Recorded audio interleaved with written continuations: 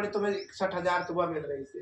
सीधो में तो लुगाई मिल रही, सीधो में तो दहेज मिली, कपड़ा रे लत्ता रे, कम से कम जूता मोजा कुर्ता पैजामा ये सब कुछ फोकट में सरकार, और 7 बासर में अगल दे रही से, और वह दहेज हुआ कि कूलर पंखा कम से कम लाखों रुपए है सामान मिली।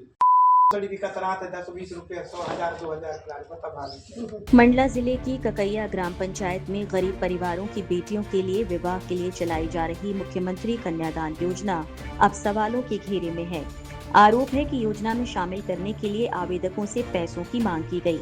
पीड़ितों का कहना है कि पंचायत के सरपंच पति द्वारा कहा गया बिना उनके हस्ताक्षर के ना तो शादी संभव होगी और न ही 61,000 रुपयों की सहायता राशि मिल पाएगी। और मैं इस कारण गया था कि मेरा शादी विवाह होने वाला है, तो मैं सरपंच के पास दस्तखत के लिए गया था, तो वो मेरे से बोला कि बिना पैसे का मैं दस्तखत नहीं करूँगा। आपको तो 61 मुख्यमंत्री योजना इसके तहत गया था मैं, तो उसने बोला कि पैसे लगेंगे तब दस्तखत करूँगा, नहीं तो फिर नहीं करता।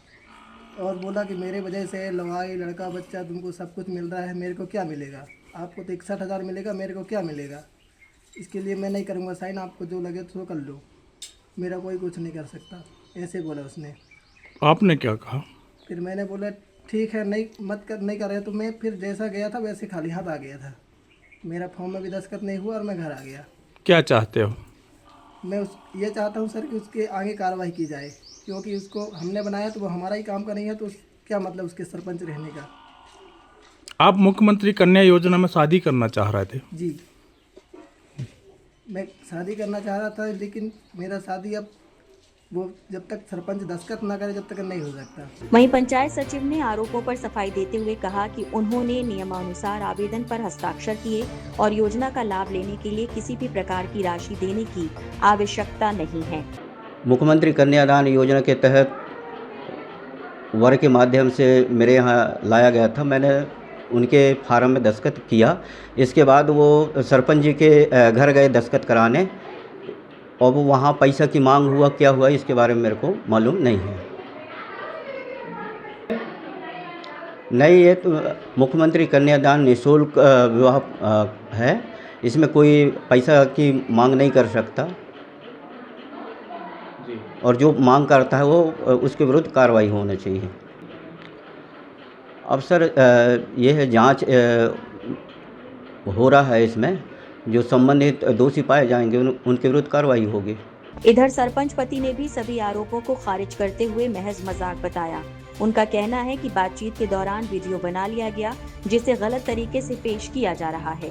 सर ऐसा कोई मामला नहीं है। मैं बैठा था यही पंचायत के बाहर, एक होटल है, बड़ के नीचे बैठा था। वो मेरा भतीजा लगता है, मतलब रिश्तेदारी सखा सखी का है, भतीजा लड़का लगता है। तो बोले कि चाचा मुझमें दस्तखत करवा दे। तो वो मेरे यहाँ सरपंच मैडम नहीं थी उस दिन, तो वो आया के बोले कक्का दस्तखत कर दे। तो मैं उससे मजाक मैंने कहा देख बेटा, ऐसे मतलब एक चिटिंग टाइप की हो गया काका भतीज के नाते। मैंने कहा बेटा थोड़ी बहुत व्यवस्था खवा पिया। अरे मैं कहे कब बहू ला रहे हैं, अपन बढ़िया बहू लाएंगे, आपके काका हूँ मैं, काका भतीज के नाते में ऐसी कुछ मजाक हो रहा था साहब।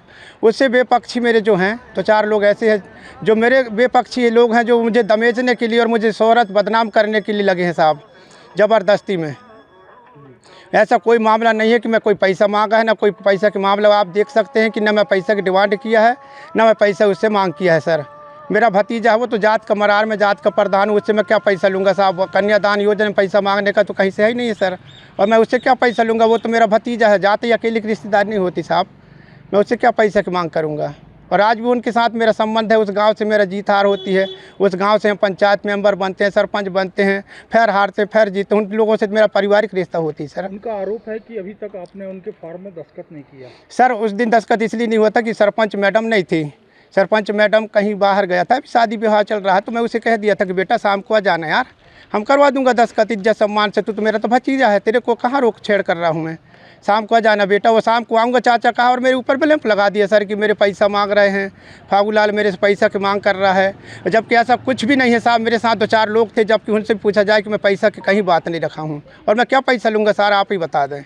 एक छोटी सी सम्मेलन शादी में सरकार तो फ्री में शादी कर, और मैं क्या पैसा लूँगा? जब दुनिया से नहीं लिया, लगभग मेरे यहाँ 10 से 15 जोड़ा है, आज तक पूरे 15 जोड़ों से पूछा जाए कि एक कोई से पैसे की डिमांड किया हूँ तो क्या एक व्यक्ति से डिमांड करूँगा सर पैसा की? एक तीर से आप जांच कर लें कि वास्तविक किसी से अगर मांग किया हूँ तो ये सब ब्लेम है लगाने का, बदनाम है, साजिश करने का।